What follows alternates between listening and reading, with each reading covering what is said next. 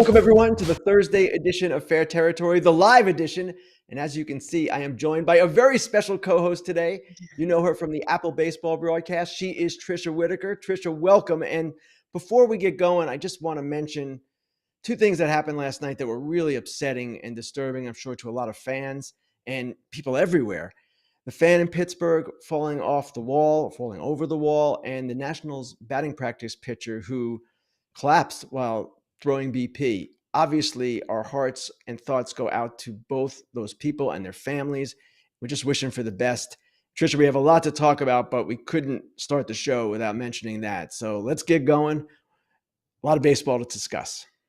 A lot of baseball to discuss, Ken. All right, let's talk first about questionable offenses.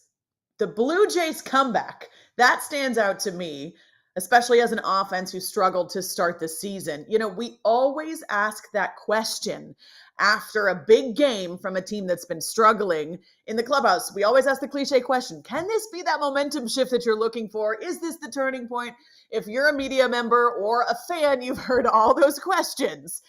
But Ken, what we need to ask today, is that a legit question for the Blue Jays? Anthony Santander hit a game-tying 3-run home run. They win the game after trailing 6-0. You would think that that would be a momentum boost. Ken, what do you say?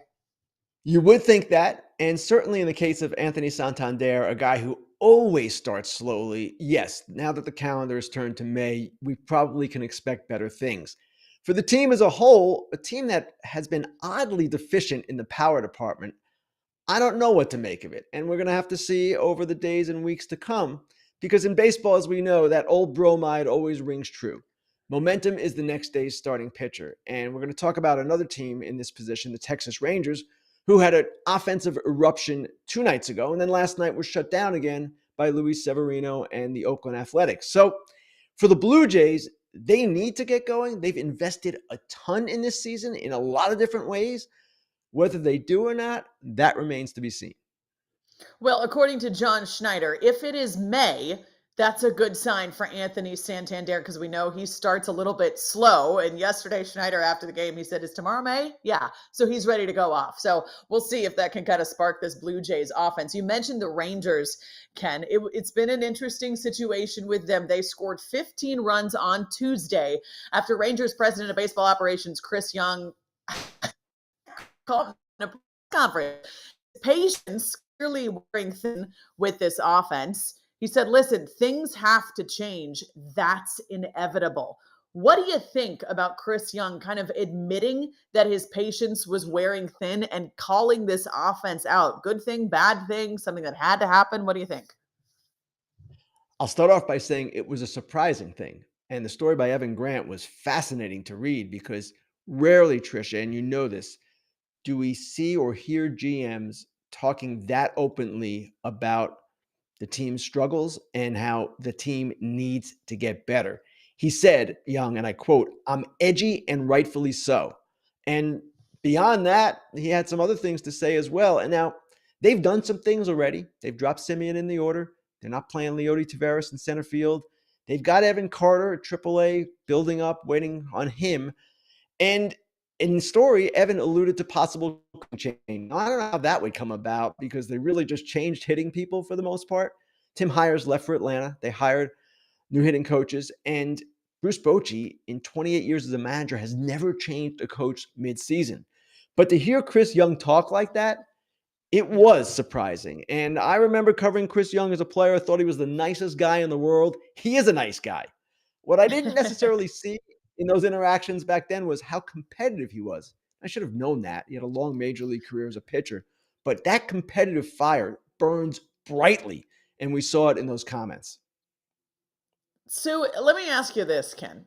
Do you like when a general manager or a president of baseball ops or a manager calls a team out like that? Because, you know, it wasn't necessarily personalized to one specific player, but I know, in my opinion, after being in baseball now for 7 years and covering professional sports for 15 years, I like that. And I think baseball needs more of that. You see that in the NBA. You see that in the NFL. You see guys holding people a little bit more publicly accountable without the humiliation factor.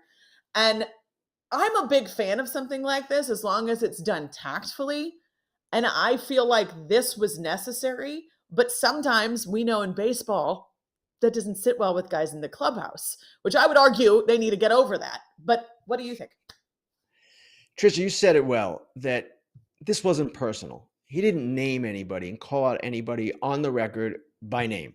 So when you're speaking generally about a team, in my mind, it can be healthy. And frankly, it does need to happen more often. We've seen it a little bit this year. Milwaukee Brewers manager Pat Murphy Mhm. pulled two players, benched two players recently, and last night Tobias Myers, when he didn't have it, out of the game. So he was not pleased with what he perceived as lackadaisical effort. Guys not kind of showing up the way they should, and he acted on it. He didn't rip them, but his actions spoke volumes. Baseball is a little bit different, actually a lot different than the NBA and the NFL. The culture of the sport is completely different. The So culture of the different. sport is be humble, shut your mouth, just play. Ugh. It's been Ugh. that way for years. And that's why when we Yeah. have let the kids play and this new age of player, there's been some friction. But in my view, and this is what you're talking about, it would be a lot more fun, the sport in general, if there were more lively personalities, managers, coaches, players, GMs, owners, everybody.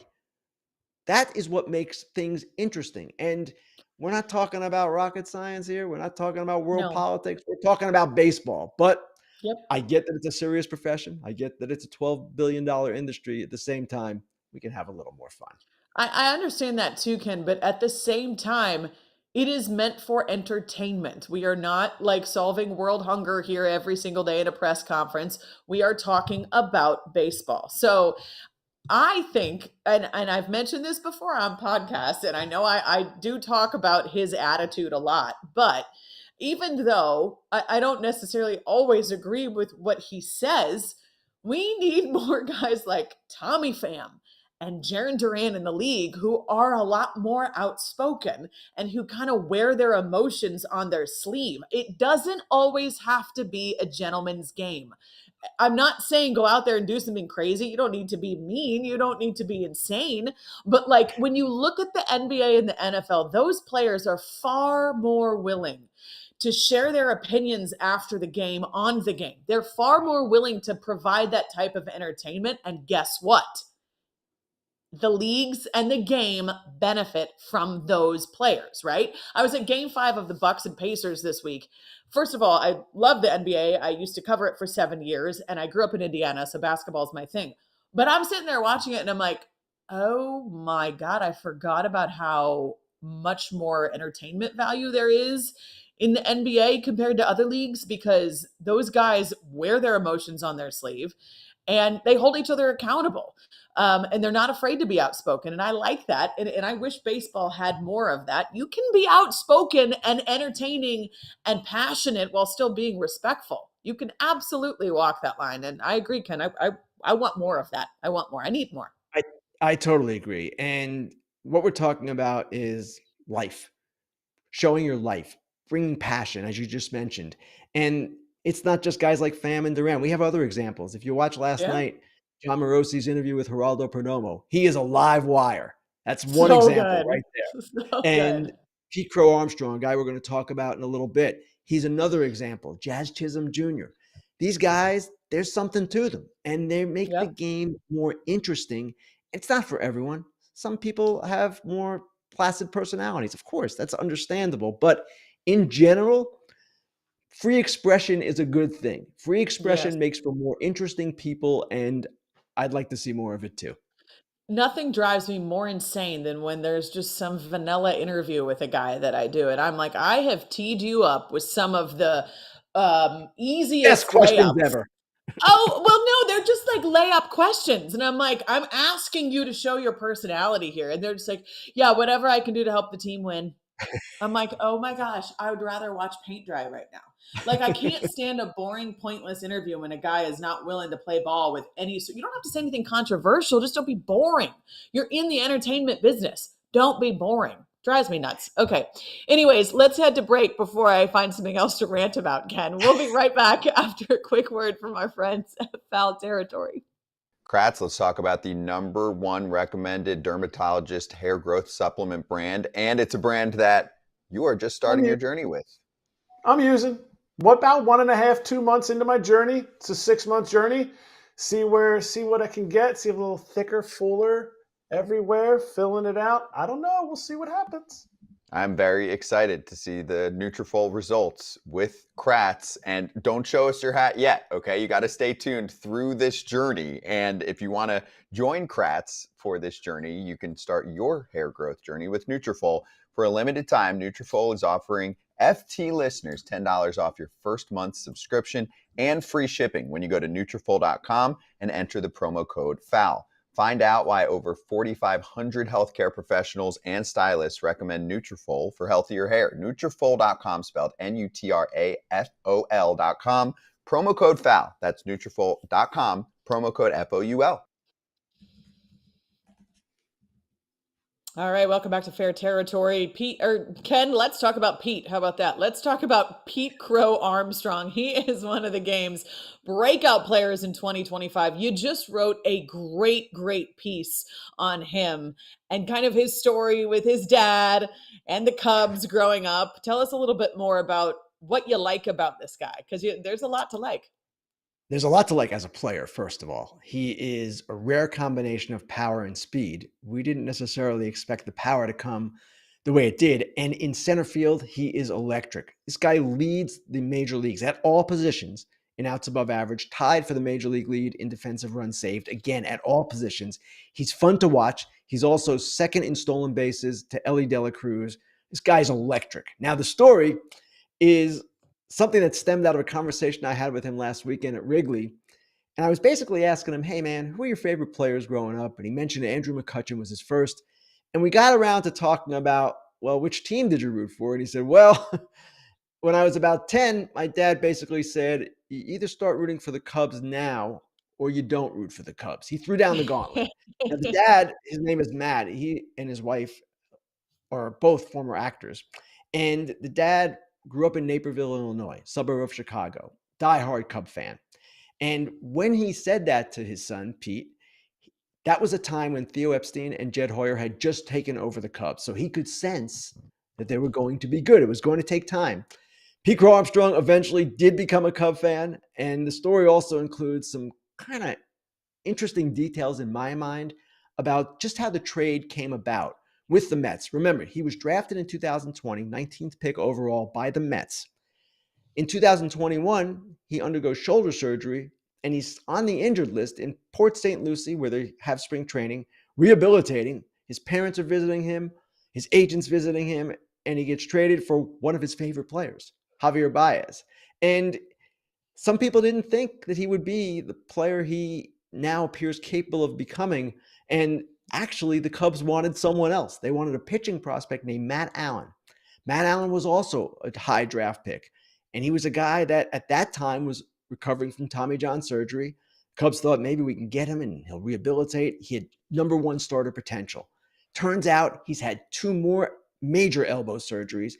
Just recently, earlier last month in April, he pitched for the first time in 6 years. So in baseball, as in life, things can turn on the smallest of circumstances. And it's just a really cool story. I enjoyed doing it. And the main reason I enjoyed doing it, Tricia, was because it's what we were talking about. This guy's interesting. He's fun. He's got a personality. Yes, be interesting. Don't be boring, be interesting. I want to make a t-shirt like that, Ken. I want a t-shirt that says don't be boring, be interesting. I love that story about Pete Crow-Armstrong. I grew up a Cubs fan myself. My dad had me choose a team. I chose the Cubs too, so I can relate to that. All right, it is time for Grillin with Ken.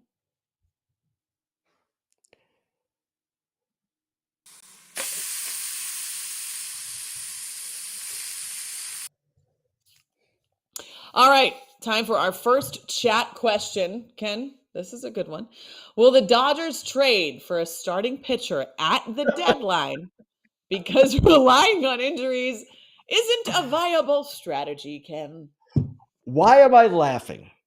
I am laughing because the whole point of the Dodgers offseason in signing Blake Snell in going after Sasaki, in building this depth that they have, was so they could avoid making trades at the deadline. Andrew Friedman, their president of baseball operations, hates making trades at the deadline because many times you have to overpay. Sometimes a prospect like Pete Crow-Armstrong becomes a star. Then he's gone from your organization. So here they are. They've got Snell on the IL. They've got all kinds of issues in general. Mm-hmm. Tyler Glasnow just went on the IL. Now, Tony Gonsolin just came back. Clayton Kershaw is going to come back at some point. Shohei Ohtani is going to pitch at some point. So their goal is still to avoid trading for a starting Yeah. pitcher. But that question has come up. And let's face it, Tricia, if this continues, if more guys keep going down, yes, they're going to need to be in the market. It's incredible to think that when they're starting the season with like 10 guys. Yep. It is crazy to think that that's where we're at in the season for the Dodgers. We will see. All right, next chat question. What's going on with David Robertson? Will any team sign him? I don't know for sure what's going on with Robertson, but my educated guess is that he'll pitch this season, but he wants to be paid at a level that he perceives as commensurate to his ability and experience and all of that. And we've seen this with some veterans this year, right? Anthony Rizzo, JD Martinez still out there. Lance Lynn retired. Why? Because teams were not willing to pay these players what they thought they were worth. David Robertson is a reliever. Relievers are always in high demand at the deadline in particular. And he's a guy also who can wait and see what teams offer him and at a prorated level if it's good enough for him to pitch. So that is what I imagine is happening. And if he does come back and play, well, some team's going to get a really quality reliever. Yeah, absolutely. When I was with the Rays, David Robertson was there. He did some good things for them at the time, but obviously, he knows what he thinks he's worth, and that's part of it right now. All right, next question, Ken. I like this one. Ken, would you care to amend your AL MVP Bobby Witt Jr. pick? Well, certainly right now, it's not looking great for Bobby Witt Jr. or any other American League player in the MVP race who is not named Aaron Judge. But it's May 1st. So I'm not amending anything just yet. What you really should be asking me if I want to amend my World Series pick, which is Atlanta, Texas, which already looks horrible Oh, and boy. may prove to be horrible. So I'll be happy to concede all of these picks at the appropriate time. It probably will be sooner than later. Wait, And so then I always tell people, what's your World Series pick now? my predictions are terrible. So don't go on my predictions. They're just awful every year. Well, if you had to amend the World Series pick, which obviously Rangers Braves doesn't look good, what are you going to say? If I had to amend it, let's think. I'd still go. No, I changed to the Dodgers. I'd go to the Dodgers now, even though the NL West is quite strong and who knows what's going to happen. And in the American League, I sort of like the Tigers. And it's interesting. I do too. The Tigers have pitching that seems to be sustainable. This is year 2 of this pitching staff. They've got Skubal and Flaherty at the top. Jackson Jobe wasn't great last night, but he's coming on. Casey Mize has been good. Reese Olson, that's the rotation. Their bullpen is excellent. Yeah. They aren't a great offensive team, but they have some players who have been injured that are coming back. Veerling is one, and Parker Meadows will be another. If they make a trade at the deadline for another bat, they're pretty interesting. Yeah, they are. I've always had a soft spot for Detroit. I grew up in the Midwest, watched those poor fans in Detroit suffer through decades of just mediocrity and poor performances by their teams in that city. So last year, watching the Tigers do what they did, I loved it. I love that pick, Ken. All right, next question. We did talk a little, we hinted at this question earlier when we were talking about how we feel like MLB needs guys to be a little bit more interesting and less vanilla. So let's talk which league, in your opinion, has the best playoffs. We've got the NBA playoffs going on right now. And then, of course, you've got NHL playoffs right now, but then consider NFL and MLB. What do you think? The NHL playoffs, the Stanley Cup playoffs, to me, are a cut above everything in sports, including the Major League Baseball playoffs. I grew up a big hockey fan. I grew up on Long Island. I was an Islanders fan. when they just got good. Before that, they were kind of a choke team, and then they got good. You don't need to hear my personal history, but if you watch Stanley Cup playoff hockey, it is intense like nothing else, and it is played at an extremely high level. I just love it, period. I just love it.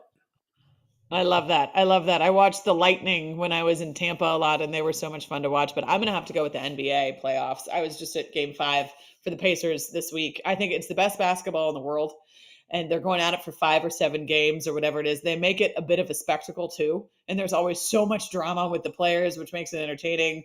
They're not afraid to spruce it up, play to the camp. Oh my word! Of course, I knew this was going to. What is this, Tricia? Please explain.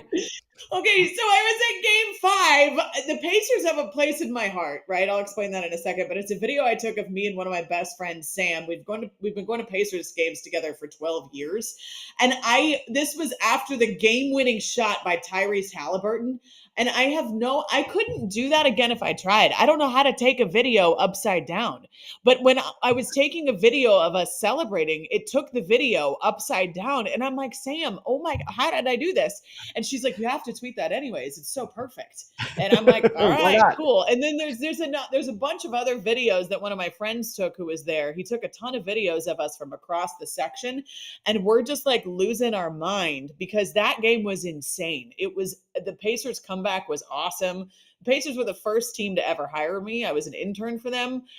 Eastern Conference Finals, LeBron James, Chris Bosh, Dwayne Wade and the Heat playing the Pacers, Paul George, Danny Granger, George Hill, all those guys.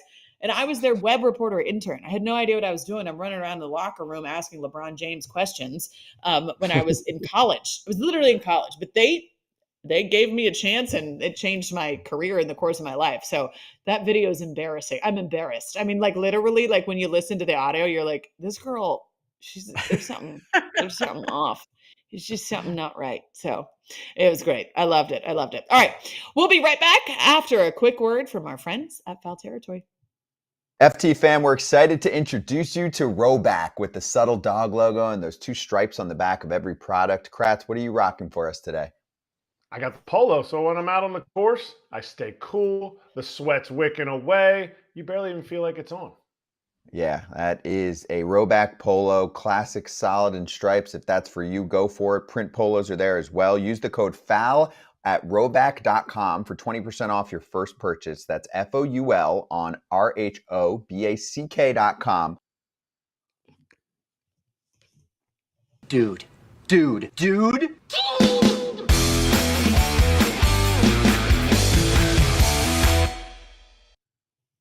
I love this segment. This is one of my favorite segments. It is time for Dude of the Week, where Ken and I pick, well, as it says, a Dude of the Week. Ken, I will let you go first because I think if anyone was listening to the show, they know who I'm probably going to choose as Dude of the Week. But you go. Who's your Dude of the Week? Well, that previous question on my AL MVP selection kind of ruined the party here. But my Dude of the Week is Aaron Judge. Look at the leaderboard in Major League Baseball right now. Batting average, home runs, on base, slugging, OPS, hits. He is all over it. And what's amazing to me about Judge is he's a guy who obviously has had great seasons before. And yet it seems like this season, he's taking it to another level. And Aaron Boone put it really well last night. It's like he's playing a different game. And that's crazy to think about. We're talking about the best players in the world. They're here. He's here. And it's just great to watch on a daily basis. So he's pretty clearly my Dude of the Week. There we go. I love that pick. Well, this is going to shock absolutely no one. It is not a baseball pick. I'm taking Tyrese Halliburton. Like I mentioned, I was there for the Pacers game on Tuesday, and down the stretch, he missed some tough shots. It looked grim, but he put the team on his back, hit the game-winning shot, mounted the comeback. And I know, Ken, that the thing with his dad and Giannis kind of stole the headline, but both his dad and Tyrese apologized deeply. They took accountability, said his dad was in the wrong. Not a good look for his dad. Wasn't appropriate what he did. But that's just kind of another example, Ken, of the NBA and the drama that surrounds it, right?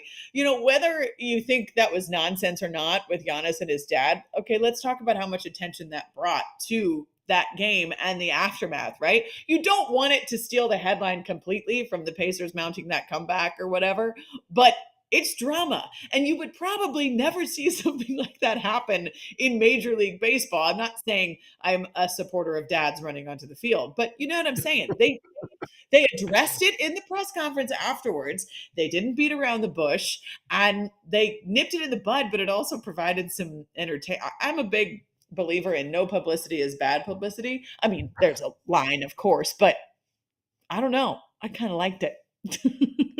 Well, unfortunately, I don't pay attention much, but I was paying attention because of that.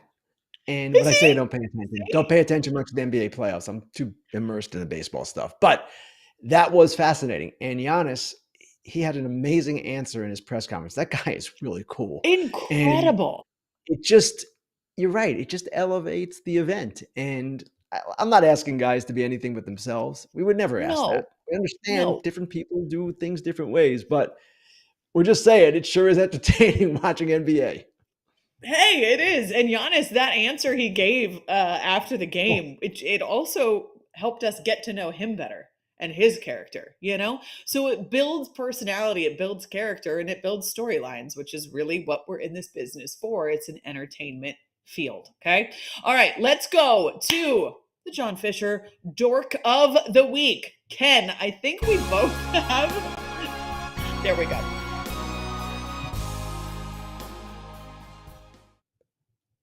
I always jump the gun. All right, I think we both have the same dork of the week topic, at least. One of the things making its rounds on social media, per some of the players voicing their opinions about this, is the Angels' travel schedule and their brutal days of travel. You know, we saw we saw two pitchers go to the mound, and they've been very outspoken criticizing the travel schedule and the toll that it is taking on them, Ken. they have. And you see some of the tweets there. That is Mike Trout's wife, as this person points out, telling the Angels, hey guys, this is not cool. This all started with a story by Sam Blum of The Athletic, in which he quoted players and people were saying, hey, why are we leaving or why are we having a night game when we're flying cross country? It's not the ideal No. circumstance. And Zach Kozar pointed out on Twitter that when he was with the Angels, they did similar things and that it exhausts players, obviously, and also perhaps increases the risk of injury, which every team should be guarding against fiercely. So here are the Angels, and you mentioned the two pitchers going to the mound as well. That can happen. It's not a great look. They are a team with some interesting players. Zach Neto and some of their other young guys, Kyron Paris, they're interesting. And they've got Trout, though he went out of the game last night with knee soreness. They have the potential to be not a surprise team, a team that at least looks a little bit better. Have that potential. And yet here we are talking about all these other different things. They're again in last place. And you just wonder if under Artie Moreno, actually, I don't wonder. Under Artie Moreno, they're never going to get it right. It's just not happening. And it's a shame for that market. It's a shame for the fans of that team. And it's a shame for Major League Baseball, quite frankly. It's also disappointing for just the fans in general because these are generational talents that I feel like we're missing out on, and that's disappointing. It's not good for the game, you're right. And I mean, you know, I can speak to the travel schedule things just a little bit. I was with the Rays for 6 years. Granted, we were not on the West Coast. We were not the Angels, and I understand that, but I do remember a few times when we would be on the West Coast and the travel back and trying to play the next day was just insane. I remember one time we played the Dodgers. It was a 4 p.m. game in LA. The game went 12 innings, and we got back to St. Pete at 8 o'clock in the morning the next day. I can't imagine having to handle that as the Angels on maybe not necessarily a regular basis, but every so often. And these guys, while By they the are, team's in my choice. opinion, what'd you say? It's by the team, and it's by the team's choice. Sorry, Tricia, to interrupt you. No, correct. You're 100% correct. And while these guys are superhuman in my opinion, however, they are still only human. And traveling like that and everything happening in the way that it does with their travel schedule is going to take a toll on them. And it shouldn't happen. And it's disappointing. It's disappointing for them and it's disappointing for the fans. So I also think that Mike Trout's wife liking that post was kind of telling. The wives are the ones who see their husbands and what it does to them and how it affects them. So yeah, no, I would agree. And I always tell That's a people this tough. too. We judge these players by what they do on the field. We rarely know what's going on behind the scenes. And it's No. not just travel. In this particular case, sometimes a guy's got something going on at home, maybe a child that is ill, maybe an issue with his wife. There are hundreds of things that we all go through on a daily basis that affect major league players too. But in this case, again, this is self-inflicted. This is the organization making a choice. And not only does it affect the Angels the next day, it might affect them the day after too. And it's just a really bad way to go about business. And that's why the Angels, the entire organization, but really owner Artie Moreno, Dorks of the Week. I like that point that you made, though, Ken. It isn't just about on the field. And in fact, I would argue that 50% of it should be off the field because we should also be trying to prioritize the home lives of employees, the home lives, whether it's players or the clubhouse staff or whatever. That's important. And I feel like through a grind of a season and because it is a business, sometimes teams and people can forget, hey, let's make sure that when we talk about the fact that we care about mental health, we're doing everything we can to support people in that journey with their families and being able to be those present dads that they want to be. That travel schedule does not allow them to do that. And to me, looking at it that way, that is my bigger concern rather than the play on the field. At the end of the day, that matters deeply to those families and that matters deeply to those children. And man, that's rough. It's rough. It's a great point. I agree and with you, Ken. Also, it's lip service. When baseball and teams talk about, oh, we're doing everything we can to keep our players in the best possible shape, and we're doing everything we can on the mental health side. No, you're not. And in this particular case, you're definitely not. I think it's definitely something to be taken into consideration. All right, before we go, let's check out BetMGM's first bet, a $1,500 offer when you use the bonus code FOUL. Get this offer when you download the BetMGM Sportsbook app or at betmgm.com. Sign up, enter that bonus code FOUL, and deposit at least $10 into your new account. Place your first wager and receive up to $1,500 back in bonus bets if the bet loses. If the bet does lose, your bonus bets will be available once your initial wager is settled. And remember, if you have a gambling problem or concern, call 1-800-GAMBLER. All right, Ken, tell us about the game that you are on this week.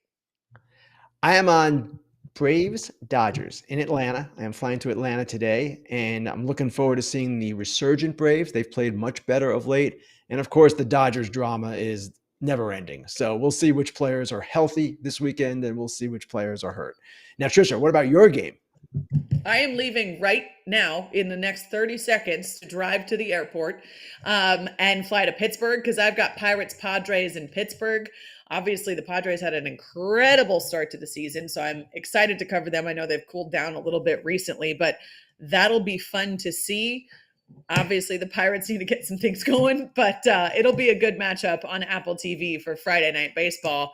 We cannot wait. It'll be me, Rich Waltz, Ryan Spielborgs, and it's going to be a great time. So tune in. I should mention also, this is the 30th season of Fox Saturday Baseball. It's the 30th year, and this will be kicking off Saturday's game, our Baseball Night in America series, which will go the rest of the summer. So we're very excited, ready to go. I love that. I love that, Ken. Congratulations on that. Congratulations to everybody at Fox because I love watching the games you guys do on Fox as well. Thank you so much, everybody, for your questions and for watching. Britt Drolli hosts Foul Territory next with AJ Przinsky and Eric Kratz. Tori Hunter joins as well.